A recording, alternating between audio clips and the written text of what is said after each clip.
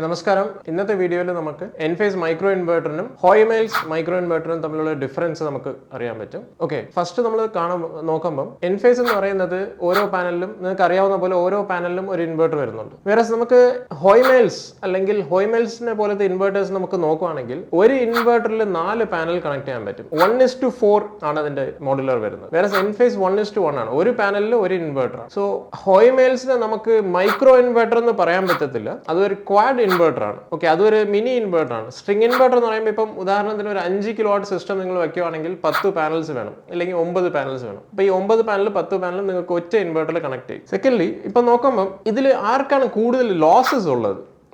നമുക്ക് inverter ഗ്രിഡായി inverter എന്ന് പറയുമ്പം മെയിൻലി നമ്മൾ മൈക്രോ ഇൻവേർട്ടർ വെക്കുന്നത് ലോസ് കുറയ്ക്കാനായിട്ടായിട്ട്. അപ്പം ലോസ് കുറയണമെന്ന് പറയുമ്പം നമുക്ക് സോളാർ പാനലിൽ വീഴുന്ന മാക്സിമം സൺലൈറ്റ് നമ്മൾ കൺവേർട്ട് ചെയ്യാൻ വേണ്ടിയിട്ടാണ് മൈക്രോ ഇൻവേർട്ടർ യൂസ് ചെയ്യുന്നത്. ഇതേ നമ്മൾ ഈ ക്വാഡ് ഇൻവേർട്ടർ ഹോയ്മെൽസിൽ നോക്കുവാണെങ്കിൽ ഇതിൽ ലോസസ് മോർ ആണ് മീൻ കമ്പയർ ടു എൻഫേസ്. ബിക്കോസ് ഇതിന്റെ എഫിഷ്യൻസി എന്ന് പറയുമ്പോൾ ഇപ്പം ഇതിൽ കൺവേർഷൻ എഫിഷ്യൻസി പറയുമ്പോൾ 97.4 വരുന്നുണ്ട് എൻഫേസിന്. ഹോയ്മെൽസിന് നോക്കുവാണെങ്കിൽ ഏകദേശം 96.3, ഒരു 1% എഫിഷ്യൻസി കുറവുണ്ട്. ഓക്കെ, സെക്കൻഡ്ലി ഇപ്പം മെയിൻ റീസൺ എന്താണ്? എല്ലാവരും സ്ട്രിംഗ് ഇൻവേർട്ടറിൽ നിന്ന് മൈക്രോ ഇൻവേർട്ടർ വരുന്നതിന്റെ മെയിൻ റീസൺ എന്താ? ഒരു പാനൽ അല്ലെങ്കിൽ ഒരു ഇൻവേർട്ടർ കേടായ ബാക്കിയുള്ള പാനൽസ് പ്രവർത്തിക്കും, ജനറേറ്റ് ചെയ്യും, ജനറേഷൻ കൊടുക്കുമെന്നാണ്. പക്ഷെ ഇവിടെ ഹോയ്മെൽസിൽ അഗെയിൻ അത് ആ ഫീച്ചർ അത് ഉൾക്കൊള്ളുന്നില്ല.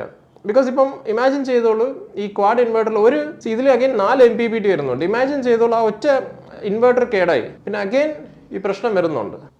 ഹോയ്മെൽസ് പറയുന്നത് ഒറ്റ ഇൻവേർട്ടറിൽ 4 MPPT ഉണ്ട്. ഓക്കെ, അപ്പം അതിൽ നമുക്ക് ഡിഫറെൻറ്റ് വാട്ടേജ് പാനൽസ് നമുക്ക് ഒറ്റ ഇൻവേർട്ടറിൽ കണക്ട് ചെയ്യാൻ പറ്റും. സോ അഗെയിൻ ഈ ചോദ്യത്തിന് ഉത്തരം വരുന്നില്ല.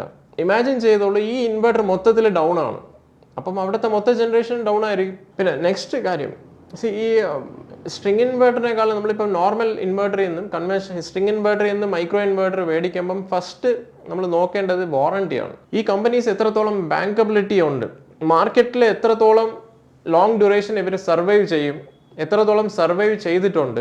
ഓക്കെ, എൻഫേസ് ഇപ്പം നിങ്ങൾക്ക് അറിയാവുന്ന പോലെ അവർക്ക് Indian head quarters ബാംഗ്ലൂരിലാണ്.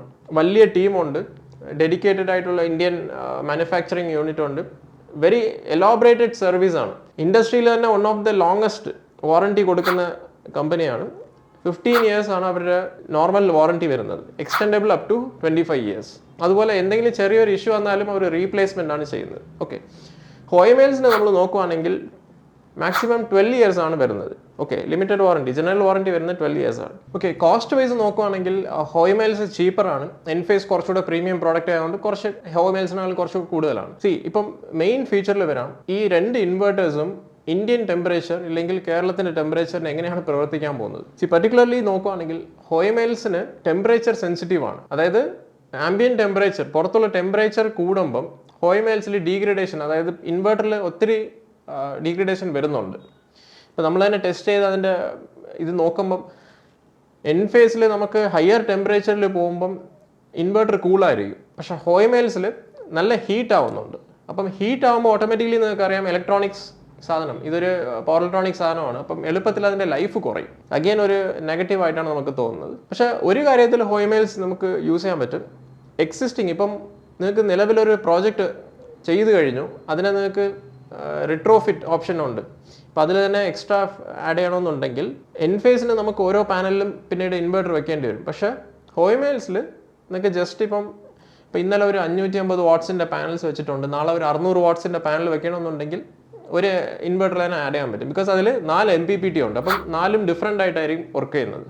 So MPPT എന്ന് പറയുമ്പോൾ നിങ്ങൾക്ക് സെർച്ച് ചെയ്ത് നോക്കാൻ പറ്റും, മാക്സിമം പവർ പോയിന്റ് ട്രാക്കിംഗ്. അപ്പോൾ MPPT ഫീച്ചറിലാണ് എല്ലാ ഇൻവേർട്ടേഴ്സും പ്രവർത്തിക്കുന്നത്. Okay, grid inverters.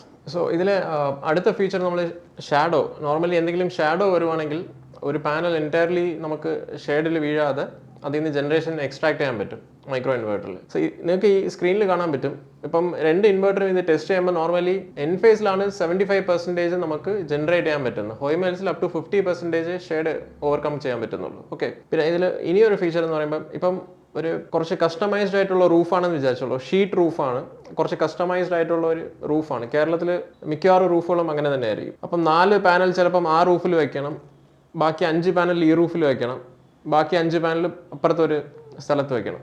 അപ്പോൾ ഇങ്ങനെ കസ്റ്റമൈസ്ഡ് ഒരു സെഗ്മെൻറ്റേഷൻ ആയിട്ട് നമ്മൾ ചെയ്യുമ്പം ഹോയ്മെൽസിന് കുറച്ച് ബുദ്ധിമുട്ടാണ്. കാരണം ഇതിന് കേബിൾ എക്സ്റ്റെൻഡ് ചെയ്യണം, അഗൈൻ ലോസ് ഇൻക്രീസ് ആവും. എൻഫേസിന് അവിടെ ഓരോ പാനലിൽ ഒരു ഇൻവെർട്ടർ വെച്ചാൽ മതിയാവും. ഓക്കെ, ഇത് നമുക്കൊരു അറിയാൻ പറ്റിയ ഒരു പോയിന്റ് ആണ്. സോ ഫ്യൂ പോയിന്റ്സ് നമ്മൾ പറഞ്ഞിട്ടുണ്ട്.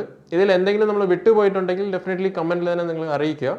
സോ ഹോയ്മെൽസ് വേഴ്സസ് എൻഫേസ്, അപ്പം മൈക്രോ ഇൻവെർട്ടർ ആണോ ക്വാഡ് ഇൻവെർട്ടർ ആണോ, ഏതാണ് ചൂസ് ചെയ്യേണ്ടതെന്നുള്ളത് നിങ്ങൾക്ക് തിരഞ്ഞെടുക്കാവുന്നതാണ്.